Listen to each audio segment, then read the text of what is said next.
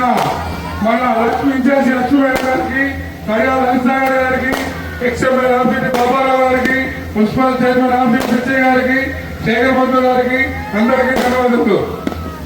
మనకి మేడం గారు వచ్చిన రోజే చెప్పారు, ఓడినా గెలిచినా కలిసి ప్రజల కోసం ప్రజల సేవ చేసేదాకా నేను ఇక్కడ ఉంటాను. పోరాడతా, గెలిచిన ఓడినా పోవడం కలిసి కట్టమైన వచ్చింది సేవ చేయడానికి.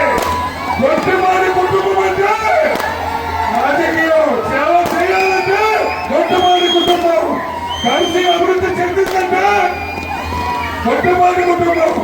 పోయిన 5 ఏళ్ళు రాక్షస పాలన చూసాం, ఏమైనా అభివృద్ధి జరిగిందా? ఏమి లేదు. ఈ రోజు అన్నా క్యాంటీన్ వచ్చిందంటే మన మేడం గారి కృషి. త్వరలో డిగ్రీ కాలేజ్ వస్తుంది, పార్కు అని ఎన్ని కళ్ళపోతుందంటే ఒక మేడం గారు ఓడిపోతే ఎన్ని చేశారంటే గెలిస్తే మీరు అర్థం చేసుకోవాలి. పొరపాటు జరిగింది, మొత్తం కాదు లేట్గా రావడం. రాక్షస పాలన చూసాం. పోయిన 5 ఏళ్లలో ఒక దేవుడు లాంటి మనిషి చంద్రబాబు నాయుడు లోపేశారు. గుండె చరించి పవన్ కళ్యాణ్ గారు మన రాష్ట్రానికి దేవుడు లాంటి మనిషి ఉండాలి అని దేవుళ్ళు అంటున్నారు. పార్టీ రెండు కలిపి మేము పోరాడతాం, గెలిచేదాకా పోరాడతాం అని చెప్పి గెలిపించి ఈ రోజు ముఖ్యమంత్రిగా కూర్చున్నారు.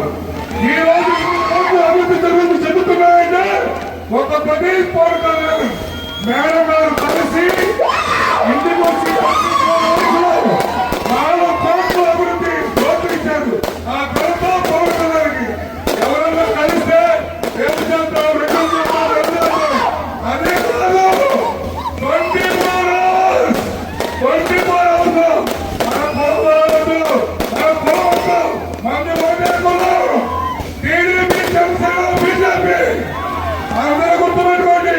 ఈసారి వచ్చే అంశంలో మొట్టమొదటి